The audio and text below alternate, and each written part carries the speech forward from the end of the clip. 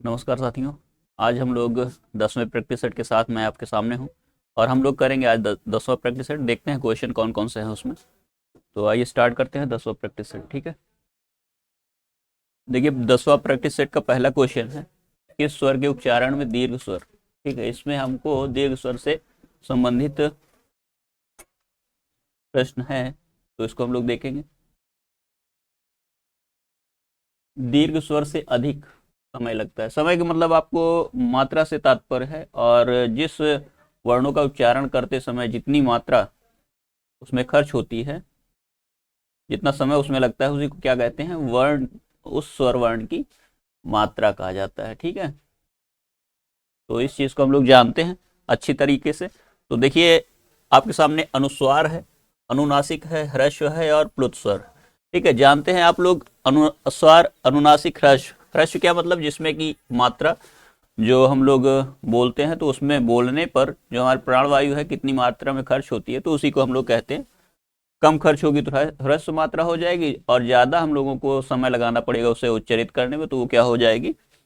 दीर्घ मात्रा। लेकिन सबसे ज्यादा जब हमें उस वर्ण को बोलने में समय लगता है तो वो क्या कहलाता है? प्लुत स्वर कहलाता है। ठीक है, तो आप लोग जानते हैं स्वर कितने होते हैं? 3 होते हैं। ठीक, स्वर कौन कौन से? ह्रस्व स्वर, दीर्घ, और ये क्या है? मात्रा उच्चारण के आधार पर। ठीक है, और प्लुत स्वर ध्यान रखेंगे। तो आपसे पूछा गया है कि दीर्घ स्वर से भी ज्यादा जिसमें अधिक समय लगता है उसको क्या कहा जाता है, तो जाहिर सी बात है उसको क्या कहा जाएगा? प्लुत स्वर कहा जाएगा। ठीक है, आगे चलेंगे। प्रश्न है आपके सामने, समान अधिकरण शब्दों के मध्य किस विराम चिन्ह का उपयोग किया जाता है?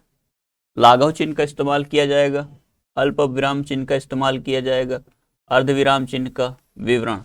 साथियों देखिए, जो उपयुक्त जो दिया हुआ विकल्प है वह क्या है?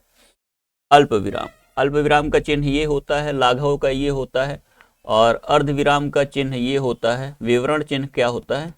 इसे क्या कहते हैं? विवरण चिन्ह कहते हैं। ठीक है, सभी चिन्हों को आप लोग अच्छे ढंग से याद कर लीजिएगा। इन चिन्हों के बारे में आपसे पूछा जा सकता है, तो ये सारी चीजें आपको तैयार होनी चाहिए। तो जो समान अधिकरण के बारे में बात जब की जाती है तो वहां पर क्या होता है? अल्प विराम। जैसे मान लीजिए सोहन, मोहन और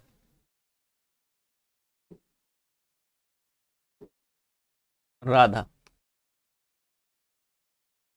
खेलती हैं।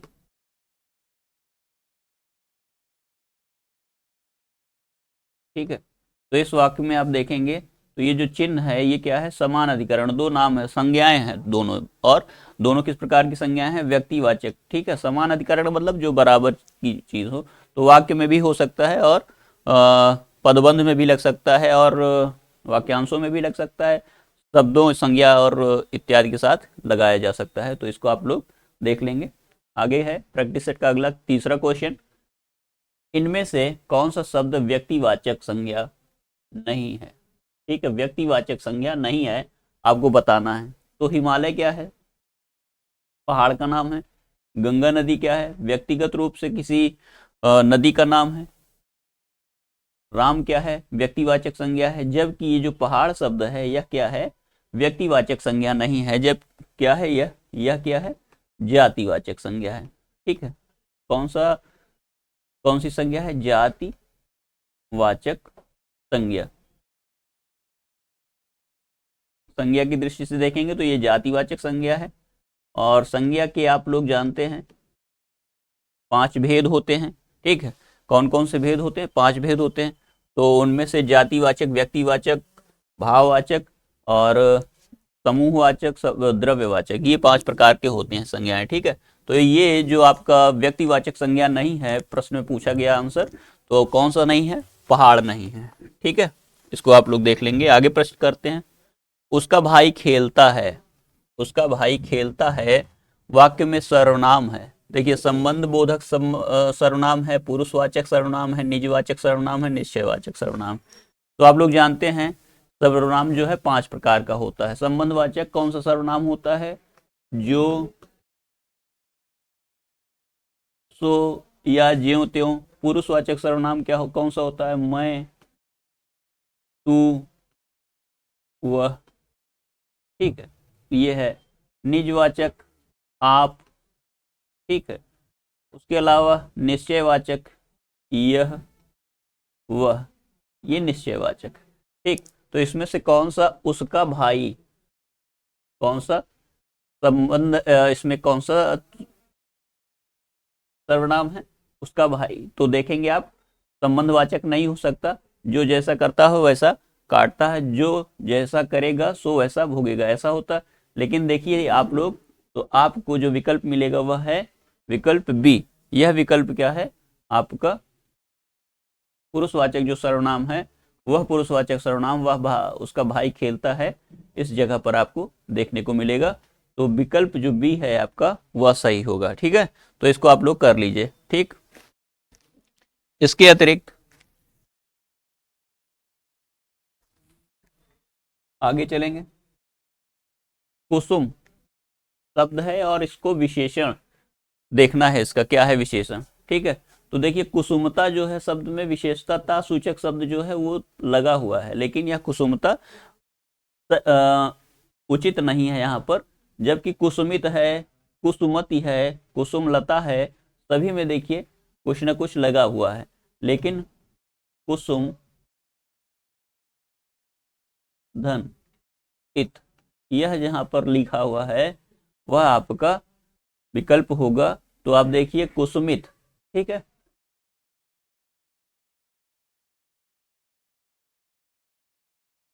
कुसुमित जो शब्द है यह आपका उचित विकल्प है। ठीक है, तो आप जहां पर कुसुमित लिखा हुआ है बी विकल्प आपका सही हो जाएगा। ठीक, आगे देखेंगे।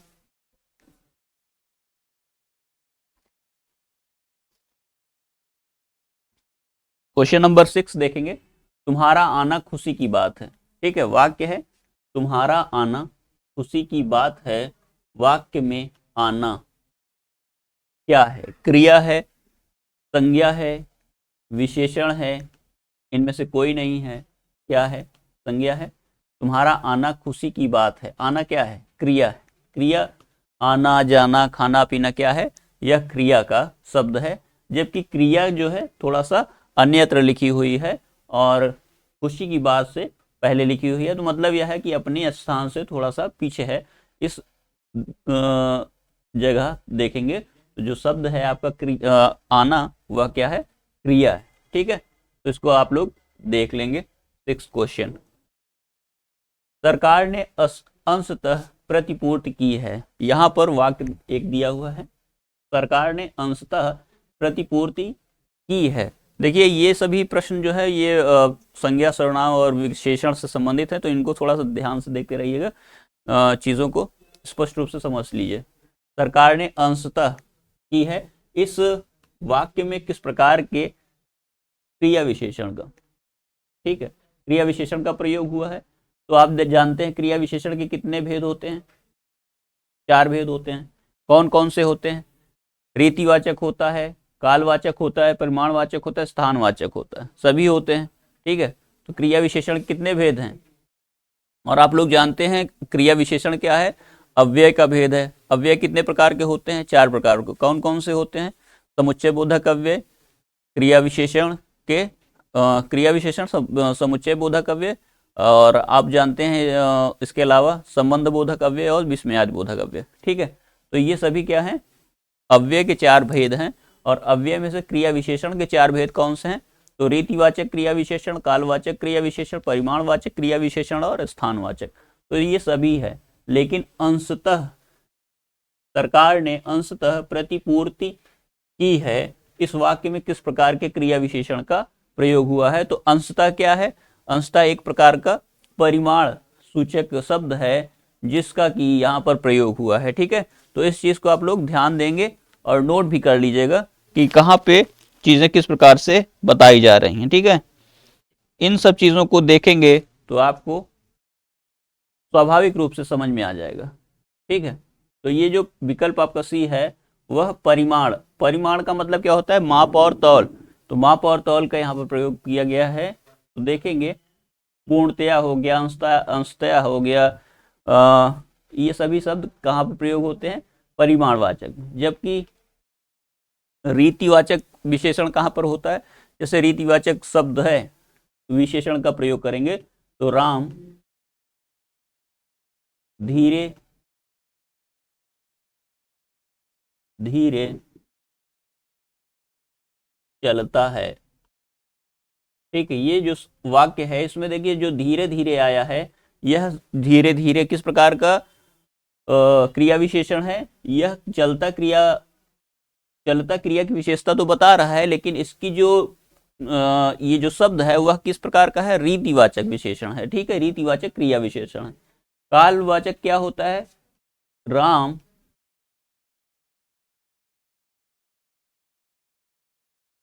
राम सुबह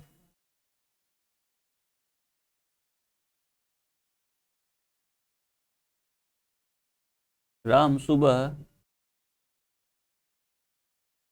जाएगा। ठीक है, तो कब जाएगा, सुबह जाएगा। ठीक है, तो इसमें काल के बारे में बताया गया है। या मान लीजिए 6 घंटे बाद जाएगा, है ना, राम 6 घंटे बाद जाएगा, राम 6 घंटे में पहुंचा। ठीक है, तो इस प्रकार के जो शब्द होंगे वो आपके कालवाचक होंगे। ठीक है, राम जैसे परसों आया, राम परसों आया, तो ये जो परसों शब्द है वो आया के पूर्व प्रयुक्त हुआ है, इसलिए क्या है, कालवाचक क्रिया विशेषण। परिमाणवाचक के लिए आपके सामने दिया ही है वाक्य। स्थानवाचक में क्या है, बच्चा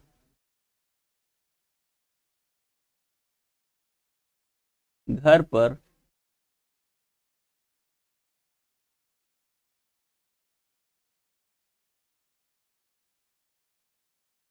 है या घर के बाहर खेलता है। तो देखिए यहाँ खेलना जो क्रिया है कहाँ पर हो रही है, घर के बाहर। तो स्थान के बारे में बताया ना, घर के बाहर। तो ये सभी शब्द क्या है, अच्छा ये शब्द क्या होते हैं, कई बार संबंध बोधक के रूप में भी प्रयुक्त होते हैं, या कह लीजिए कि ये संबंध बोधक अव्यय के रूप में भी कभी कभी प्रयुक्त होते हैं। तो बच्चा घर के बाहर खेलता है, तो इस चीज को देखेंगे तो आपको स्थानवाचक क्रिया विशेषण देखने को मिलेगा। क्यों, अब क्रिया के पूर्व लगा हुआ है तो इसलिए ये सब क्रिया विशेषण हो गया है। ठीक है, चीजों को समझते चलिएगा तभी चीजें आपको समझ में आएंगी। और प्रश्न 7 के बाद हम लोग आगे बढ़ते हैं। निम्न में से कौन सा शब्द पुल्लिंग है। देखिए यहाँ पर आपको पुल्लिंग शब्द की पहचान कर दी है। पुल्लिंग शब्द कैसे पहचानेंगे, स्त्रीलिंग पुल्लिंग हिंदी में 2 लिंग हैं, और नपुंसक लिंग की बात की जाती है, लेकिन नपुंसक लिंग हिंदी में कोई मानक उसका नहीं है नपुंसक लिंग शब्दों के लिए। जबकि संस्कृत में नपुंसक लिंग शब्दों का प्रयोग होता है, और संस्कृत में देखें तो आप कितने वचन होते हैं, वहाँ तो 3 वचन भी होते हैं, एक वचन, द्विवचन, बहुवचन। इसी प्रकार से लिंग भी है वहाँ पर 3 प्रकार के, कौन कौन से, स्त्रीलिंग, पुल्लिंग और नपुंसक लिंग। लेकिन हिंदी में दोनों ही चीजें 2 प्रकार की हैं। ठीक है, एक तो पुल्लिंग है और एक स्त्रीलिंग। तो शब्द की जाति जो होती है वह अगर पुरुष बोधक है तो वह पुल्लिंग का शब्द होगा, और अगर वह शब्द स्त्री बोधक है तो वह क्या होगा, स्त्री बोधक होने के कारण स्त्रीलिंग का शब्द हो जाएगा। तो देखिए जैसे पूर्ति एक शब्द है, और इन शब्दों को सबसे बेहतर तरीका है कि जैसे आप पुल्लिंग और स्त्रीलिंग का भेद जानना चाहते हैं कि शब्द की जाति कौन सी है, तो आप वाक्य प्रयोग कर लिया कीजिए, तो आसानी से आपको पता चल जाएगा। जैसे रिक्त स्थान की पूर्ति हुई, पूर्ति हुई। ठीक है, पूर्ति हुई क्या है, देखिए पूर्ति हुआ अगर होता तो वो हो जाता पुल्लिंग का शब्द, लेकिन पूर्ति हुई यहाँ पे जैसे दिया हुआ है तो वो शब्द होगा कि किसमें, स्त्रीलिंग। या कह लेते हैं पूर्ति के अनुरूप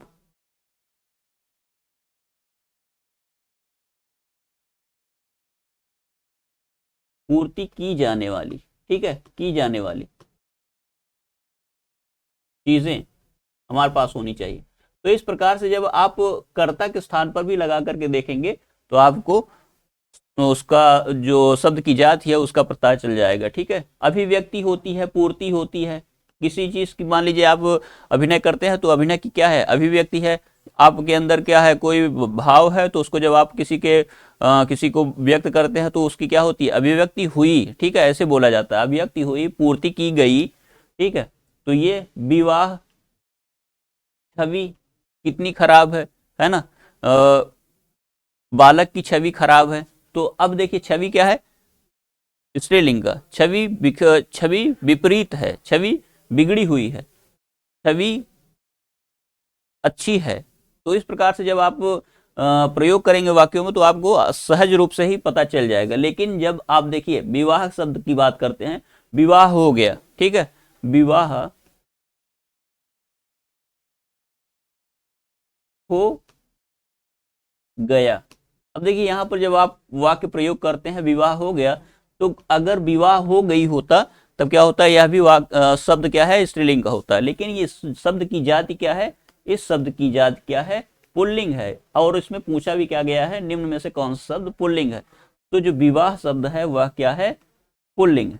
ठीक है, इन सब चीजों को थोड़ा सा आपको करना पड़ेगा, अभ्यास करना पड़ेगा, तो चीजें आपको अपने आप ही आने लगेंगी।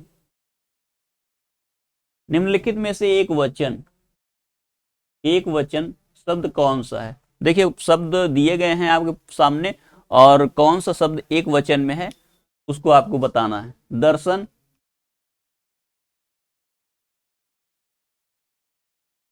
अब वाक्य प्रयोग कर लेते हैं। राम, श्री राम के दर्शन हुए। ठीक है,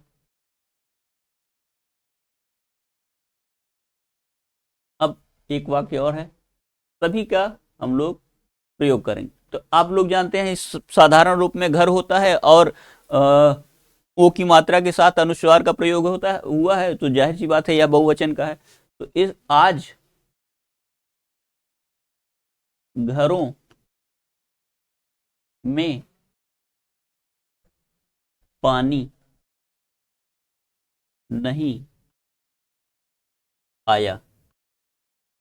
ठीक है, तो यहां देखिए घरों में पानी नहीं आने से तात्पर्य है कि ढेर सारे घरों, मोहल्ले के घरों में पानी नहीं आया। ठीक है, नदी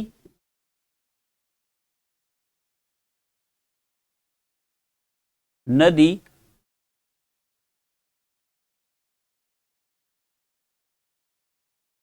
में बतख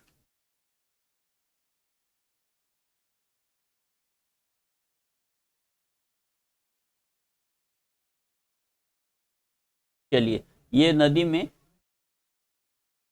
यह कह देते हैं नदी गहरी है, नदी गहरी है। अब देखिए नदी गहरी है, ठीक है, अगर नदियां होता तब क्या हो जाता, बहुवचन होता। लेकिन यहां पर क्या है, ये एक वचन में है। ठीक, इसका वचन क्या है, एक वचन है। ठीक है, तो आपसे पूछा गया है कौन सा एक वचन शब्द है। ठीक है, तो जाहिर सी बात है कौन सा होगा, नदी होगा। लताओं, तो आप देखिए क्या है, लताओं, कुंज लताओं से भरा हुआ है।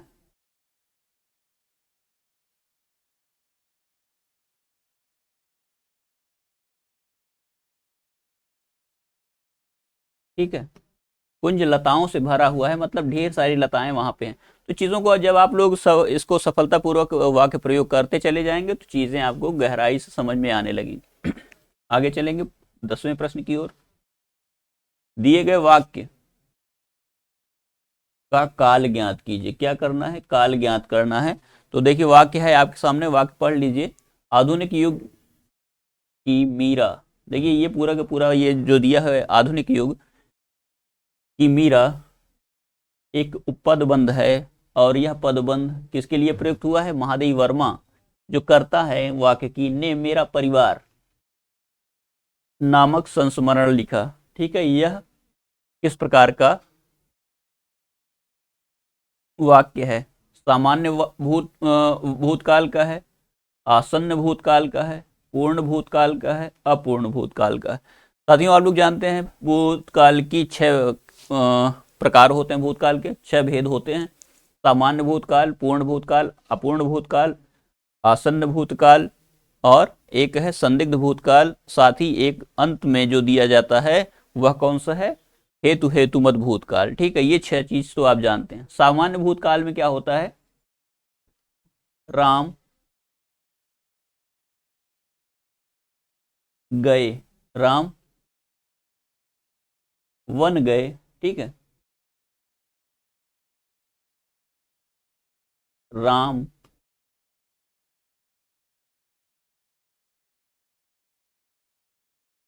वन गए। अब देखिए यहां पर सामान्य वर्तमान काल, सामान्य भूतकाल है। ठीक है,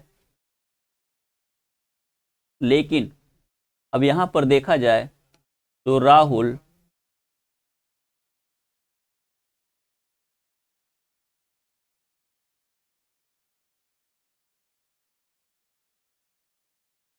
खाना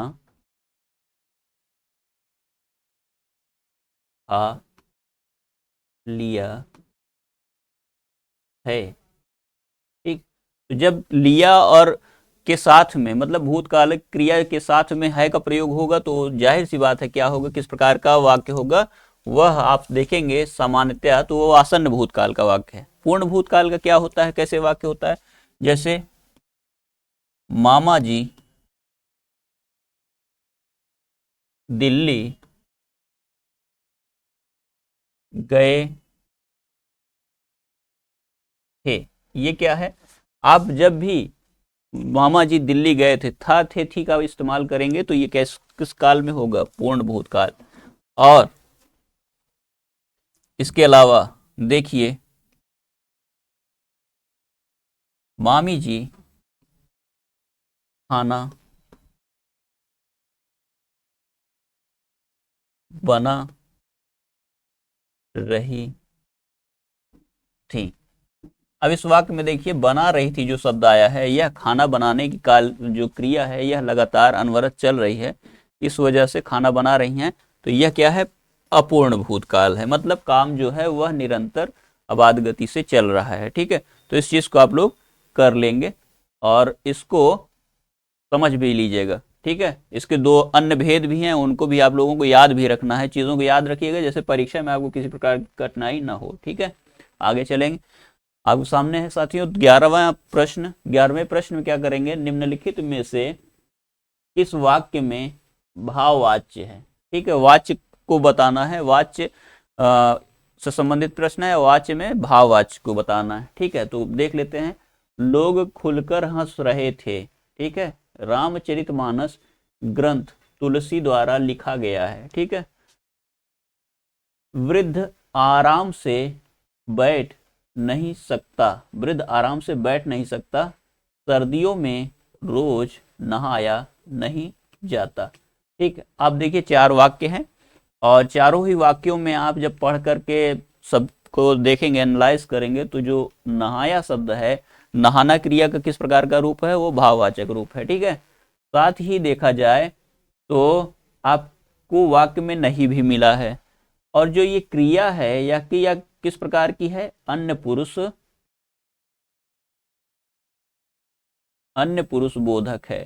ठीक है, अन्य पुरुष वाचक है, तो इसका ध्यान रखेंगे। ठीक है, साथ ही क्रिया का जो लिंग है वो क्या है? पुल्लिंग है। क्यों? क्योंकि अगर जाति होता तब ये होता किस प्रकार की क्रिया? तब होता वह स्त्रीलिंग की, लेकिन है जाता तो ये हो जाएगी पुल्लिंग की क्रिया। लेकिन अगर देखा जाए तो साथियों इसमें एक चीज और आती है, क्या कि क्रिया जो है एक वचन की है। आपको इस चीज को ध्यान में रखना है कि ये एक वचन की है। क्यों? क्योंकि अगर जाते या जाती लिखा होता तब यह बहुवचन की होती। और ये तीनों ही चीजें यहाँ पर आकर के जो भाववाच्य का मूल नियम है उसको पूरा का पूरा कर देती हैं। और इस कारण यह वाक्य क्या है कि भाववाच्य का है। ठीक है, तो विकल्प आपका जो डी है वह भाववाच्य का हो जाएगा। आगे चलेंगे। मुझे छोटी, आगे वाक्य पढ़ लेते हैं। मुझे छोटी बच्ची के लिए कुछ नए कपड़े खरीदने हैं। इस वाक्य में कौन सा शब्द कर्ता है? ठीक है, क्या पूछा गया है? कर्ता पूछा गया है। कर्ता के बारे में आपसे पूछा गया है इस वाक्य में कि मुझे छोटी बच्ची के लिए कुछ नए कपड़े खरीदने हैं। ठीक है, एक वाक्य है और वाक्य में कौन सा शब्द कर्ता है? तो आपके सामने देखिए, कपड़े हैं, कुछ नए हैं, छोटी बच्ची है, मुझे है। ठीक है, तो आपको बताना है क्या है। तो मुझे छोटी बच्ची के लिए, अब इसमें देखिए के लिए दिया है तो संप्रदान का प्रयोग हुआ है। दूसरी चीज, मुझे जो है ये क्या है? कर्ता है। और छोटी बच्ची क्या है? यह कर्म के स्थान पर प्रयुक्त हुई है। कुछ नए क्या हैं? विशेषण के शब्द हैं। और कपड़े खरीदने हैं। ठीक है, तो ये देखा जाए तो आप इसमें जो पूछा गया है वाक्य में कर्ता कौन है, तो कर्ता जो है मुझे है। ठीक है, मुझे वाक्य का कर्ता है। ठीक, ध्यान से देख लीजिए, मुझे कौन सा, मुझे कपड़े खरीदने हैं, किसे खरीदने हैं? तो आप देखेंगे जवाब आएगा मुझे। तो मुझे जो है यह वाक्य का कर्ता है। किसके लिए खरीदना है? छोटी बच्ची के लिए। छोटी बच्ची में छोटी जो है वह विशेषण है और बच्ची जो है वह कर्म है। और कर्म के स्थान पर सर्वनाम का प्रयोग हुआ है। सर्वनाम द्विकर्मक यहाँ पर वाक्य है। तो इस चीज को आप देख लीजिएगा। वाक्य में जो ये है मुझे शब्द, यह कर्ता के स्थान पर प्रयुक्त हुआ है। ठीक है, कर्ता के लिए प्रयुक्त हुआ है, इसको देख लीजिए आप लोग। ठीक, आगे चलेंगे।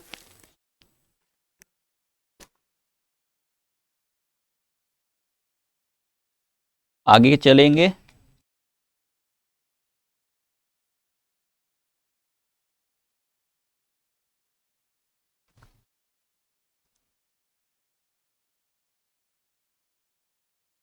अनाड़ी एक शब्द है और तत्सम रूप पूछा गया है, कौन सा होगा? तो बताइए अनाड़ी में कौन सा तत्सम रूप होगा? अट्टालिका, अन्यत्र, अट्टालिका, अटारी, अनियत, अनार्य। ठीक है, अनार्य। तो जो अनाड़ी का तत्सम शब्द है वो कौन सा होगा? अनाड़ी का तत्सम जो है वो होगा अनार्य। ठीक है, आगे चलेंगे। हिंदी में विदेशी भाषाओं से, देखिए विदेशी भाषाओं से, ध्यान रखिएगा, विदेशी भाषाओं से आए उपसर्ग क्या कहलाते हैं? ठीक है, तो आप लोग ध्यान से इस चीज को देख लीजिएगा। प्रत्यय कहलाते हैं, आगत उपसर्ग कहलाते हैं, अव्यय कहलाते हैं, निपात कहलाते हैं। तो जाहिर सी बात है, प्रत्यय क्या है? प्रत्यय एक प्रकार के शब्दांश होते हैं जो मूल शब्द के पीछे लगते हैं। लेकिन अव्यय क्या है? अव्यय कहा जाए तो अविकारी शब्दों को ही अव्यय कहा जाता है और इसके चार भेद होते हैं, अभी मैंने बताया अभी पीछे के प्रश्न में। निपात क्या है? निपात क्या है कि जब भी हमें को अपनी बात को बहुत दृढ़ता के साथ या बहुत बल के साथ किसी चीज पे विशेष बल देना होता है, तब हम जिन शब्दों का वाक्य में स्पेशल विशेष रूप से प्रयोग करते हैं तो उसी को हम लोग क्या कहते हैं? निपात कहते हैं। ठीक है, तो इसमें से जो आपका बी ऑप्शन है, आगत उपसर्ग, यह है उपसर्ग का एक भेद। और उपसर्ग जो है मुख्य रूप से देखा जाए तो तीन प्रकार के होते हैं। ठीक है, संस्कृत के उपसर्ग, जिन्हें तत्सम उपसर्ग भी कहा जाता है। संस्कृत के उपसर्ग, संस्कृत के उपसर्ग, तत्सम उपसर्ग। ठीक है, संस्कृत उपसर्ग, हिंदी के उपसर्ग, हिंदी या तद्भव उपसर्ग, हिंदी के जो है वो तद्भव के हैं, हिंदी उपसर्ग, और आगत उपसर्ग। आगत जो उपसर्ग हैं वो विदेशी भाषाओं के उपसर्ग हैं। ठीक है, आगत उपसर्ग मतलब विदेशी भाषाओं के। अब इसमें फ्रेंच, डच, पुर्तगाली, जितने भी शब्द विदेश से आए हुए हैं उनसे जो संबंधित उपसर्ग हैं अंग्रेजी के हुए, तो ये सभी उपसर्ग जो प्रयुक्त होते हैं प्रयोग किए जाते हैं हिंदी में, वो सभी उपसर्ग किस प्रकार के होंगे? आगत उपसर्ग कहलाएंगे। ठीक है, मान लीजिए आपके सामने, तो आपका विकल्प जो है ये सही होगा। मान लीजिए आपके सामने हेड मास्टर है, तो हेड मास्टर किस प्रकार, हेड जो शब्द लगा हुआ है, चीफ मिनिस्टर है शब्द, जैसे सब इंस्पेक्टर है, तो ये क्या है, सब जो है सब किस प्रकार के उपसर्ग हैं? ये सब अंग्रेजी के उपसर्ग हैं। ठीक है, या बनाम ले लीजिए, या ले लीजिए बेकार ले लीजिए, या कर लीजिए कि बाकायदा कर लीजिए, तो ये सभी क्या है शब्द जो ब बे इत्यादि उपसर्ग प्रयुक्त हुए हैं, ये सभी आगत उपसर्ग हैं। और अरबी के उपसर्ग भी हैं, फारसी के उपसर्ग भी हैं, और डच के, फ्रेंच के, पुर्तगाली, सभी भाषाएं आगत हैं। तो इनमें से जो भी उपसर्ग प्रयुक्त होंगे वो उपसर्ग आगत उपसर्ग कहे जाएंगे। आगे चलेंगे भाई। समझौता शब्द में कौन सा प्रत्यय है? देख लीजिए भैया कि समझौता शब्द है और समझौता शब्द में कौन सा प्रत्यय लगा हुआ है। प्रत्यय की बात की अभी हमने। प्रत्यय होता क्या है, मैंने अभी आपको बताया प्रत्यय क्या है। प्रत्यय किसे कहते हैं? प्रत्यय आप लोग जानते हैं, मूल रूप से जो शब्दांश होते हैं हैं ये शब्दांश। ठीक है, और ये शब्दांश कैसे हैं कि शब्द के जो मूल शब्द होता है उसके पीछे लगते हैं। ठीक है, तो मूल शब्द के पीछे लगने वाले जो शब्दांश है उन्हें हम लोग कहते हैं प्रत्यय। और समझौता शब्द में कौन सा प्रत्यय लगा हुआ है? तो आप देखिए अवता, ता और आ, ता। तो आप जानते हैं अवता जो प्रत्यय होगा, यहाँ समझ मूल शब्द होगा, वहां पर अवता शब्द मूल रूप से इसमें लगा हुआ है। तो आपका जो विकल्प होगा 15 में, उसको देखेंगे आप, तो 15 का जो विकल्प है सही, वो आपको अवता दिखेगा। ठीक है, तो ये स्पष्ट रूप से आपको दिख भी रहा है, समझ मूल शब्द में अवता प्रत्यय लगा करके समझौता बना हुआ है। ठीक है, आगे चलेंगे। अमावस्या एक शब्द है, अमावस्या का विलोम शब्द आपको बताना है। ठीक है, तो कौन सा विलोम होगा? अमावस्या का विलोम मतलब काली रात होती है अमावस्या के दिन, तो जिस दिन पूरी की पूरी स्वच्छ चांदनी वाली रात होगी, तो वो किस दिन होती है? वो पूर्णिमा के दिन होती है। अमावस्या का क्या होगा? पूर्णिमा होगा। ठीक है, देख लीजिएगा इसको, अमावस्या का क्या होगा? पूर्णिमा होगा। इस चीज को नोट कर लीजिएगा।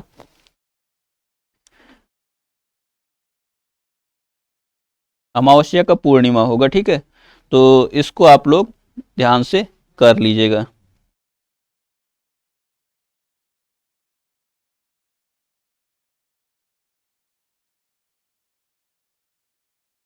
अमावस्या का पूर्णिमा होगा। और उसके बाद देखिए कृष्ण पक्ष है, तो कृष्ण पक्ष का क्या होता है? कृष्ण पक्ष का मतलब होता है काला, काली, जिस पक्ष में अमावस्या की ओर बढ़ रहा हो, चांद न दिखता हो। ठीक है, तो कृष्ण पक्ष का उल्टा क्या होगा? विलोम शुक्ल पक्ष होगा। ठीक है, इसको कर लीजिएगा। इन सब चीजों को आपको करके नोट भी कर लेंगे कहीं। प्रज्ञा का क्या होगा? अविवेक हो सकता है। कृतज्ञ दिया है, कृतज्ञ का मतलब, कृतज्ञ का विलोम क्या होगा? कृतज्ञ होगा। ठीक है, इन सब चीजों को आपको नोट करना पड़ेगा। आगे चलेंगे, इसको आप लोग टिक कर लेंगे। पूर्णिमा होगा कृष्ण पक्ष का, शुक्ल पक्ष। इनमें से कौन सा शब्द अतिवृष्टि का विलोम है? ठीक है, तो देखिए रेगिस्तान तो कोई विलोम हो नहीं सकता अतिवृष्टि की। आर्द्र का क्या मतलब होता है? गीला, बाढ़। ठीक है, अब वृष्टि में अति लगा दिया तो ज्यादा, अन लगा दिया तो जहाँ पे वर्षा नहीं हुई। ठीक है, तो अनावृष्टि हो जाएगा। ठीक है, अना उपसर्ग लगा करके बनाया गया अनावृष्टि। ठीक है, अतिवृष्टि का विलोम क्या होगा? अनावृष्टि होगा।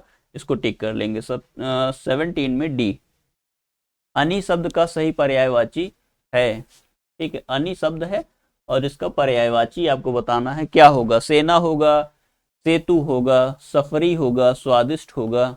चारों में से कौन सा होगा? तो आप लोग जानते हैं सेना और अनि इत्यादि शब्द क्या होते हैं? आपस में पर्यायवाची होते हैं। ठीक है, तो जो अनि शब्द है वह सेना का पर्यायवाची है। ठीक है, जो दिए हुए अन्य शब्द विकल्प में है वो उचित नहीं है, तो आप विकल्प सी को अपना आंसर बनाएंगे। ठीक है, आगे चलेंगे। केला शब्द का पर्यायवाची। ठीक है, केला शब्द की पर्यायवाची क्या है? तो आप जानते हैं केला शब्द की पर्यायवाची क्या है? कदली है। ठीक, कदली किसका पर्यायवाची शब्द है? केले का पर्यायवाची शब्द है। तो केला क्या है? पर्यायवाची है और इसी को हम लोग क्या कहते हैं, भानुफल इत्यादि भी इसके नाम दिए गए हैं, रंभा भानुफल इत्यादि नाम दिए गए हैं। ठीक है, तो आप इसको 19 का ए कर लेंगे।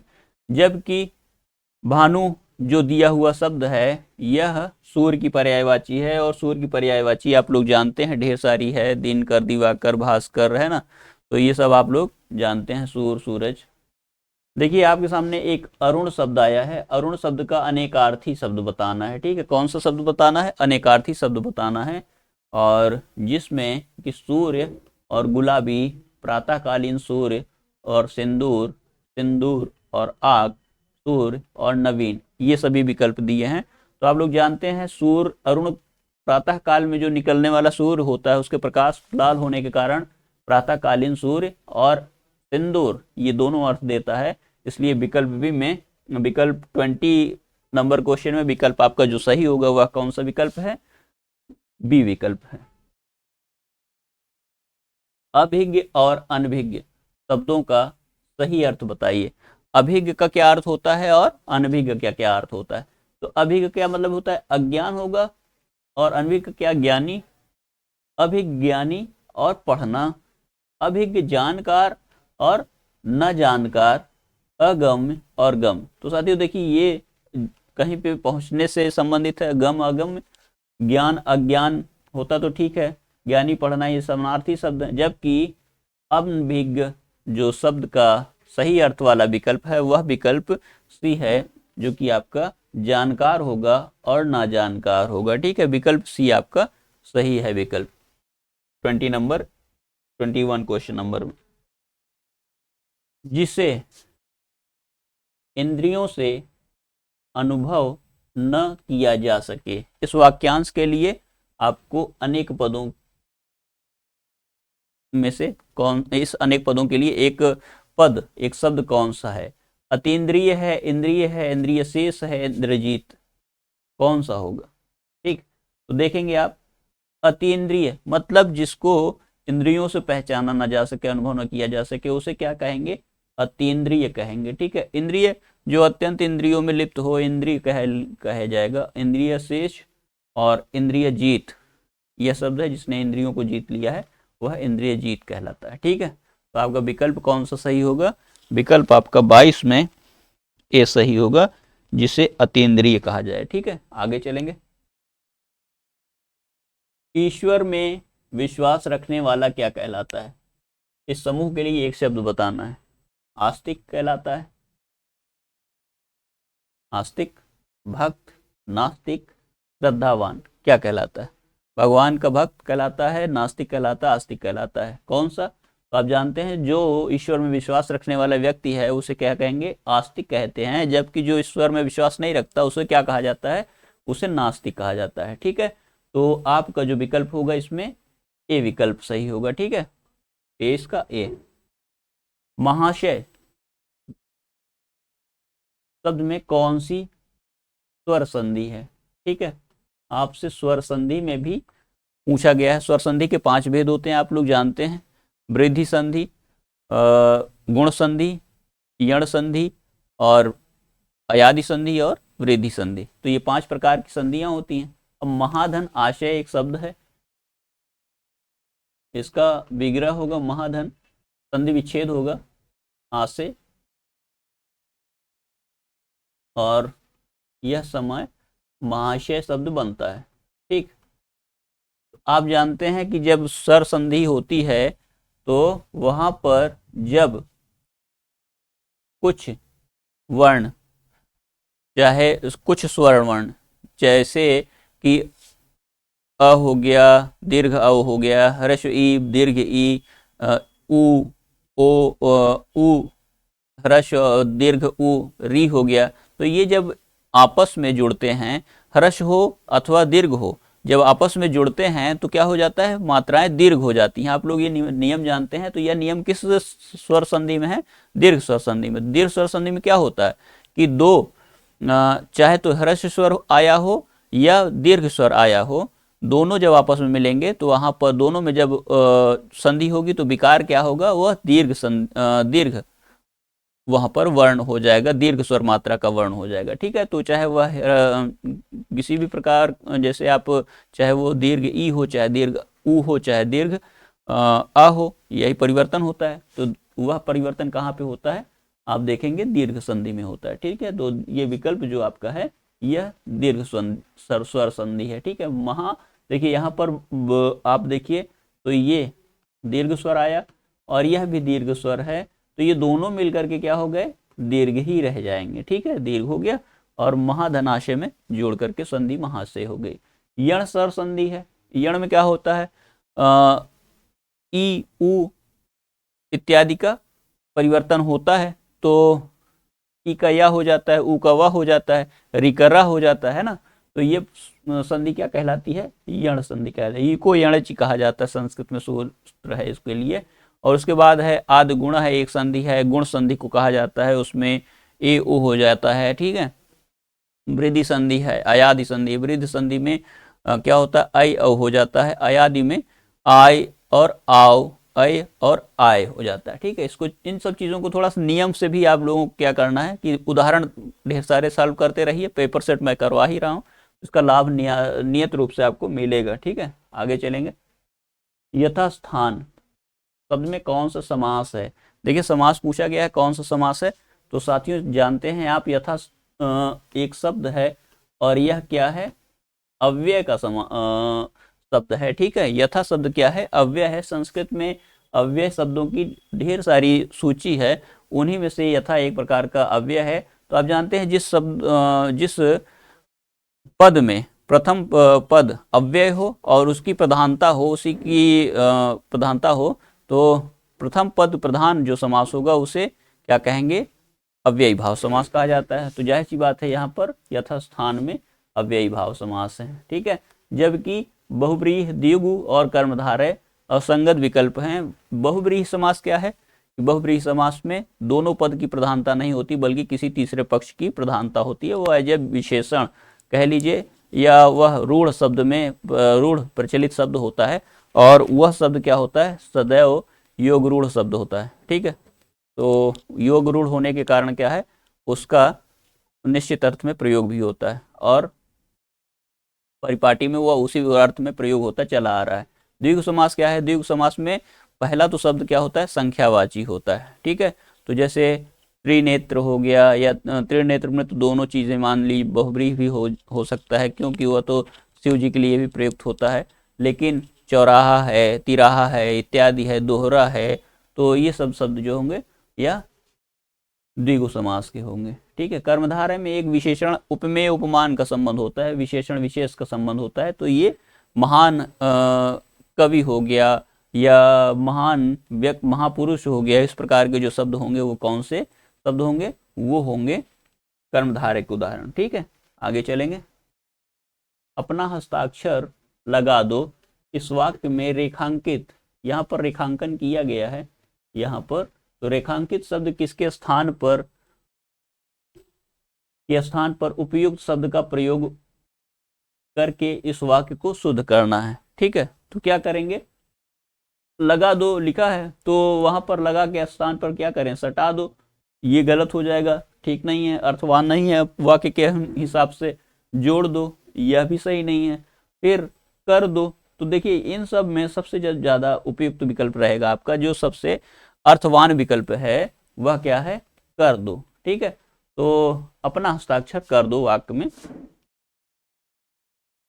अपना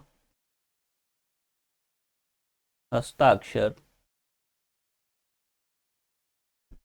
कर दो, ये वाक्य का सही अर्थ देने वाला रूप हो सकता है। ठीक है, आगे चलेंगे। हृदय में मूल रूप से विद्यमान रहने वाले, विद्यमान मतलब सदैव रहने वाले भावों को क्या संज्ञा दी जाती है। ऐसे भाव जो हृदय में निश्चित रूप से हमेशा सदैव विद्यमान रहते हैं, ऐसा कहा जाता है कि जिस प्रकार से मिट्टी में गंध विद्यमान रहती है और पानी पड़ने पर वह सुगंधित हो जाती है, उसी प्रकार से क्या होता है, मानव मन में हमेशा स्थायी भाव जो होता है वह विद्यमान रहता है, और उपयुक्त उद्दीपन, आलंबन और अन्य जो रस के अंग हैं उनका प्रभाव से क्या होता है कि वो स्थायी भाव जो होता है रस रूप में परिणत हो जाता है। तो इसी को हम लोग क्या कहते हैं, रस या आनंद की अवस्था कहा जाता है। ठीक, तो जो मूल रूप से जो भाव रहते हैं उनको क्या कहा जाएगा, अस्थाई भाव कहा जाएगा। इसीलिए इसका नाम भी स्थाई भाव है। स्थाई भाव न तो मिटते हैं न तो नष्ट होते हैं, यह 8 प्रकार के होते हैं और मानव मन में सदैव विद्यमान रहते हैं। 8 प्रकार किसने बताया है, आप जानते हैं, नाट्यशास्त्र के रचयिता आचार्य भरत मुनि ने बताया है। ठीक है, तो ये सारी चीजें आपको याद रहनी चाहिए। आगे चलेंगे। दामिनी दमक रहन घन माही। ठीक है, दामिनी दमक रहन घन माही, इसको देखेंगे। खल के प्रीत जथा स्थिर नाही। खल का जो प्रेम होता है जिस प्रकार से स्थिर नहीं होता, उसी प्रकार से क्या होती है, दामिनी दमक रही न घन माही। घन में, बादल में दामिनी की दमक नहीं रहती। ठीक है, देखिए क्या है इसमें, आपसे कौन सा छंद पूछा है, कौन सा छंद है। तो देखिए हम लोग पहले करते क्या है, मात्राओं की गणना करते हैं। ठीक है, जब मात्रा की गणना करेंगे तभी हम लोगों को पता चलेगा कि क्या है।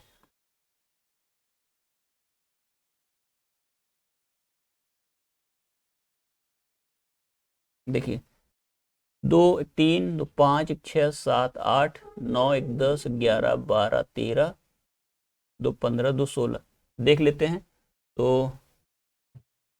कितनी हो जा रही है। तो इसमें देखेंगे आप 2 3 2 5 6 7 1 8 1 9 1 10 11 12 13 13 2 15 2 17। ठीक है, तो इसमें देखिए मात्राओं की जो संख्या है यह ज्यादा हो रही, और ज्यादा मात्राएं होने पर क्या होता है कि हमें ज्ञात करना पड़ता है कि उसमें फिर से किस प्रकार की मात्रा लगानी है। ठीक है, तो अभी कई बार क्या होता है कि प्रश्नों में अशुद्धियां रहती हैं। ठीक है, तो यहाँ पे जैसे दामिनी होता है, ठीक है, इसका आपको ह्रस्व मात्रा होती, तो यहाँ पर आपकी मात्राएं जो गणना करते वो सही आ जाती। ठीक है, तो ये इस प्रकार की मात्रा लगेगी।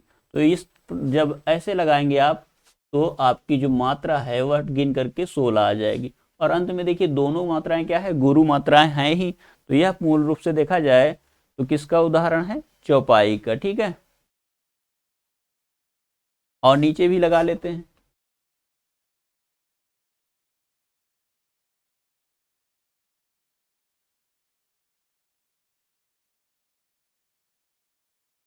दो 2 4 1 5 6 2 8 1 9 1 10 2 12 12 2 14 1 15 16। देखिए इस वाले चरण में भी मतलब जो चौपाई होती है होता है छंद, चौपाई में क्या होता है, जो चरण है कितने होते हैं, 4 चरण होते हैं। ठीक है, और 4 चरण में प्रत्येक चरण में कितनी मात्राएं होती हैं, 16 मात्राएं।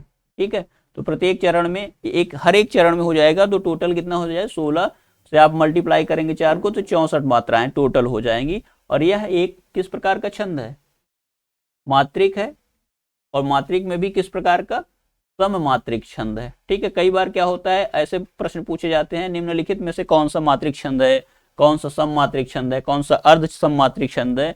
तो ये सब चीज भी आपको ध्यान से याद रखना है। ठीक है, जैसे परीक्षा में किसी प्रकार की गड़बड़ी ना हो। ठीक है, आप निश्चित रूप से इसको याद कर लें। सोरठा क्या है, सोरठा आप लोग जानते हैं दोहे का उल्टा होता है, 11 और 13 मात्राएं होती हैं, अर्ध सममात्रिक छंद होता है। दोहा क्या है, एक प्रकार का अर्ध सममात्रिक छंद है जिसमें कि 13 11 से मिला करके 4 चरण होते हैं इसमें भी, और इसमें 24 मात्राएं हो जाती हैं। तो ये सारी चीज, सवैया है आपका, सवैया भी एक प्रकार का छंद है। तो इस प्रकार से देखा जाए तो ये छंद से भी समस्या प्रश्न बनेंगे। अच्छा, छंद किसे कहते हैं, तो जो यति गति मात्रा वर्ण इत्यादि से नियमबद्ध जो रचना होती है, जो काव्य होता है, उसी को हम लोग क्या कहेंगे, छंद कहते हैं। ठीक है, छंद मुख्य रूप से देखा जाए तो 3 प्रकार के होते हैं। ठीक है, कौन कौन से, मात्रा के आधार पर वर्णन कर लिया जाए तो मात्रिक छंद होते हैं, जिसमें वर्णों से गणना की जाती है, जिस छंद में वहां पर वर्णिक छंद होता है, और एक प्रकार से वर्णिक वृत्त भी होता है। ठीक है, तीन प्रकार के मात्रिक छंद, वर्णिक छंद और वर्णिक वृत्त, ये तीन प्रकार के छंद होते हैं, तो इनको आपको याद रखना है। साथ ही छंद में यति क्या है, गति क्या है, वर्ण क्या है, मात्रा क्या है, हर्ष मात्रा किसे कहते हैं, गुरु मात्रा किसे कहते हैं, तो इन सब चीजों पे भी आपको ध्यान से देखना पड़ेगा। ठीक है, आगे चलेंगे। अनुप्रास अलंकार किसे कहा जाता है, क्या है, देखिए अनुप्रास वर्ण किसे कहते हैं, अलंकार किसे कहते हैं, तो व्यंजन वर्णों की आवृत्ति है। व्यंजन वर्ण की आवृत्ति एक भी बार ना हो, क्या ये अनुप्रास है। प्रस्तुत के माध्यम से अप्रस्तुत का वर्णन क्या है, ठीक है, और एक ही शब्द की अधिक बार आवृत्ति क्या कहलाती है। तो देखिए, सब आप लोग जानते हैं व्यंजन वर्ण होते हैं, जब उनकी आवृत्ति होती है तो वो होता है अनुप्रास अलंकार। ठीक है, और अनुप्रास अलंकार के 5 भेद हैं, आपको मैंने बताया है। देखिए, 11वां विश्व हिंदी सम्मेलन किस वर्ष संपन्न हुआ था। ठीक है, 11वां जो विश्व हिंदी सम्मेलन है, किस वर्ष सम्मेलन हुआ था, तो साथियों आप जानते हैं 2018 में 11वां सम्मेलन कहाँ पे हुआ था, भोपाल में हुआ था, और भोपाल भारत में स्थित है। ठीक है, तो कहाँ पे हुआ था, भोपाल में हुआ था। ठीक है, 11वां कहाँ पे हुआ था, भोपाल में हुआ था। साथ ही इसके अलावा आपको ध्यान से इस चीज को याद रखना है कि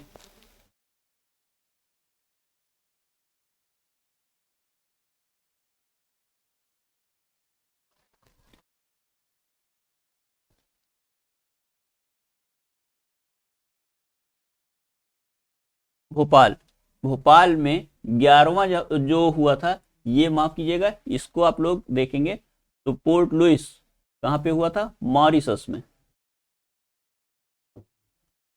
मॉरिशस में हुआ था, पोर्ट लुइस शहर में। ठीक है, तो इसको आप लोग देख लीजिएगा। साथ ही आपको विश्व हिंदी सम्मेलन पहली बार कहाँ हुआ था, इसको जानना है। तो पहली बार कहाँ हुआ था, भारत में हुआ था, पहला भारत में। दूसरा कहाँ हुआ था, दूसरा मॉरिशस में हुआ था। ठीक है,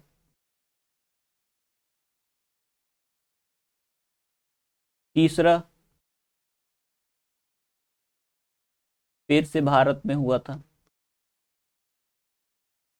फिर चौथा कहाँ हुआ था, फिर से मॉरिशस में हुआ था। ठीक, मॉरिशस में भारत से हिंदी का जो मुख्य रूप से देखा जाए तो विशेष जुड़ाव है, इसलिए देख लेंगे आप इसको, चौथा भी मॉरिशस में हुआ था। ठीक है,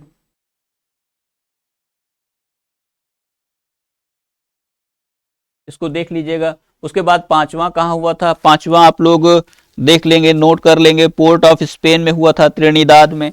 5वां कहाँ हुआ था,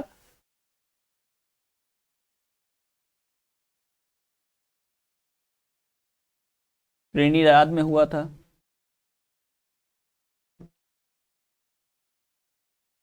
त्रिनिदाद में हुआ था। 5वें के बाद छठा आपको देखना है, छठा कहाँ हुआ था,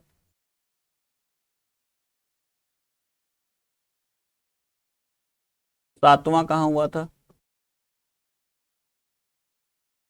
8वां कहाँ हुआ था, 9वां कहाँ हुआ था,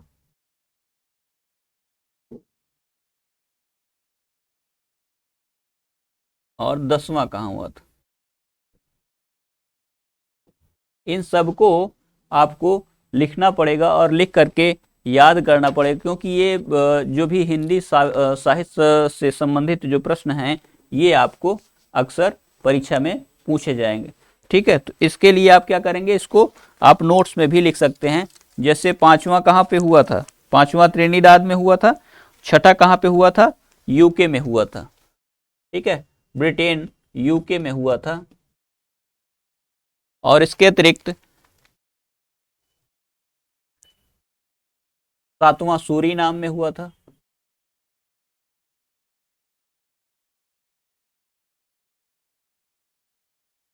8वां कहाँ हुआ था? 8वां देखेंगे तो न्यूयॉर्क के यूएसए के न्यूयॉर्क शहर में हुआ था।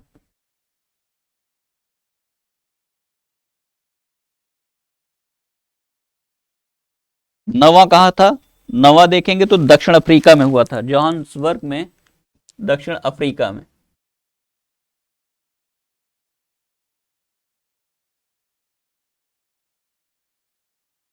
10वां कहाँ पे हुआ था? 10वां हुआ था भारत में, भारत में 2015 में हुआ था, और यह भोपाल में हुआ था, भारत में। ठीक है। इसके बाद देखिए 11वां कहाँ हुआ? तो 11वां जो है 2018 में मॉरिशस में हुआ। और जो 12वां है, 12वां कहाँ पे हुआ था? तो 12वां आप नोट कर लीजिए, 12वां जो फिजी में हुआ था। ठीक है, 12वां कहाँ था? कहाँ था? तो 12वां जो था फिजी में। ठीक है, इस चीज को आपको नोट करके अच्छे ढंग से याद करके रखिएगा, क्योंकि ये प्रश्न जो है कहीं से भी कोई भी साल में पूछा जा सकता है।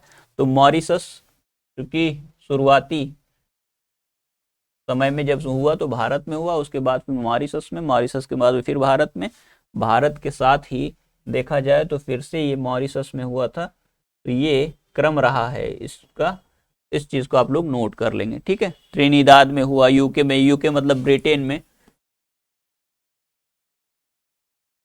ब्रिटेन में हुआ। उसके बाद फिर से सूरीनाम में हुआ, सूरीनाम के बाद फिर यूएसए के न्यूयॉर्क शहर में हुआ, दक्षिण अफ्रीका के जोहान्सबर्ग में हुआ, फिर भारत में हुआ भोपाल में। और इसको आप लोग नोट कर लीजिएगा। ठीक है, आगे चलेंगे। देखिए विकल्प में लोकोक्ति को पूरा करने के लिए दिया गया है, तो चंगा तो कठौती में डैश डैश, लोकोक्ति को पूरा करने के लिए सही विकल्पों का चयन करें। तो आप लोग जानते हैं एक बहुत फेमस लोकोक्ति है, मन चंगा तो कठौती में गंगा। तो ये जो बाह्य आडंबर को रोकने के लिए एक प्रकार की लोकोक्ति है, तो यह जो है लोकोक्ति को पूरा करेंगे आप। और मन चंगा तो कठौती में गंगा, ये जो विकल्प है वो आपके लिए सही होगा। ठीक है, आगे देख लेते हैं। जिस पत्तल में खाना उसी में छेद करना, कहावत लोकोक्ति का अर्थ है, क्या अर्थ है? अपने हाथों अपना ही नुकसान करना, कृतज्ञ होना, परोसे गए भोजन का निरादर करना, मूर्खतापूर्ण कार्य करना। देखिए 4 विकल्प आपके सामने दिए हैं, और इन चारों विकल्पों में जो सबसे सही जो विकल्प है उसका आपको प्रयोग करना है। तो कौन सा विकल्प आपका सबसे सही होगा? तो आप जानते हैं कि जिस पत्तल में खाना उसी में छेद करना, कहावत का अर्थ क्या है? कृतज्ञ होना। ठीक है, कृतज्ञ होना है यह अर्थ। तो इसको आप लोग नोट कर लेंगे। ठीक है। 33, रीतिकाल को श्रृंगार काल। क्वेश्चन है किसने कहा, किस लेखक ने या कवि ने कहा रीतिकाल को श्रृंगार काल? आप जानते हैं विश्वनाथ प्रसाद मिश्र, रमाशंकर शुक्ल रसाल, रामचंद्र शुक्ल, मिश्र बंधु। 4 विकल्प दिए हैं, 4 में से किसने कहा यह आपको बताना है।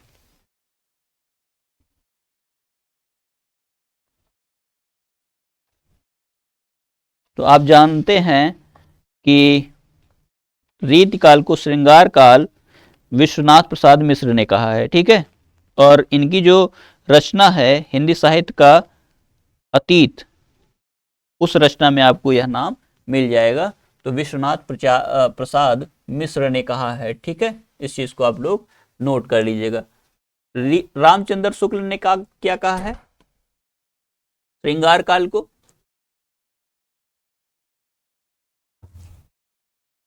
रीतिकाल। ठीक है,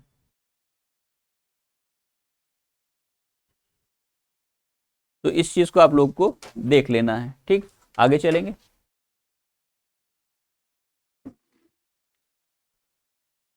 निम्नलिखित अवतरण को ध्यानपूर्वक पढ़िए और पूछे गए प्रश्नों का जवाब देना है।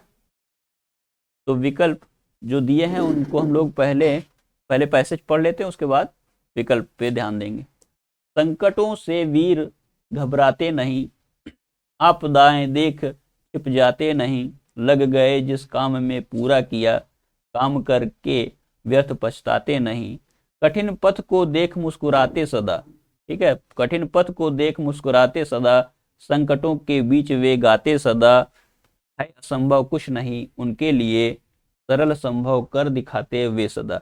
ठीक है, ये पूरा का पूरा पद्यांश आपके सामने है और इसमें 8 पंक्तियां हैं। सभी को आप लोग ध्यान से पढ़ेंगे, उसके बाद संबंधित प्रश्नों का जवाब देखेंगे। आपके सामने प्रश्न है पहला, पद्यांश के लिए उपर्युक्त शीर्षक क्या होगा। ठीक है, संकट के बादल, वीर, कठिन पथ, संकट, इनमें से कौन सा जो विकल्प है वह सही होगा, इसको आपको देखना है। तो 34 में जो विकल्प होगा वह विकल्प कौन सा है, उचित शीर्षक। तो देखेंगे संकट के बादल, वीर, कठिन पथ, संकट। तो देखिए सबसे उपयुक्त जो ऑप्शन है आपका वह है वीर। ठीक है, तो वीर पर आप टिक कर लेंगे। उसके बाद आगे देखते हैं प्रश्न, वीर संकटों को देखकर क्या करते हैं, छिप जाते हैं, रोते हैं, सोते हैं, घबराते नहीं। तो जब आप देखेंगे पंक्ति को तो देख लीजिए क्या करते हैं, घबराते नहीं। ठीक है, यहाँ पर घबराते नहीं दिया हुआ है, तो यहाँ से आप लोगों को देख लेना है। विकल्प जो है आपका वह डी सही होगा। ठीक है, वीर सभी कार्यों को कैसे करते हैं, सोचते हुए करते हैं, छिपते हुए करते हैं, मुस्कुराते हुए करते हैं, रोते हुए। तो जाहिर सी बात है प्रश्न में मुस्कुराते हुए का जिक्र है तो मुस्कुराते हुए ही करेंगे। ठीक है, तो विकल्प आपका सी सही होगा। वीर किसे देख करके मुस्कुराते हैं, यह प्रश्न है। वीर किसे देख करके मुस्कुराते हैं, तो मित्र को देखकर, कठिन पथ को, असंभव को, संकट को। किसे देखकर मुस्कुराते हैं, तो देखिए कठिन पथ को देख करके क्या करते हैं वीर, सदैव मुस्कुराते हैं। कठिनाई को, संघर्ष को देख करके वीर जो व्यक्ति होता है, उत्साही व्यक्ति जो होता है वह क्या करता है, सदैव मुस्कुराता है। तो विकल्प जो आपका सही होगा वह विकल्प बी सही होगा। ठीक है, तो साथियों देखिए ये 20 आपके लिए ये 10वां प्रैक्टिस सेट मैं लेकर के आपके सामने था और 37 प्रश्न हम लोग इसमें से कर चुके हैं। ठीक है, तो इस प्रश्न के साथ में ही आज के सेशन को हम लोग समाप्त करते हैं। अगले प्रैक्टिस सेट के साथ मैं फिर से उपस्थित होऊंगा। नमस्कार।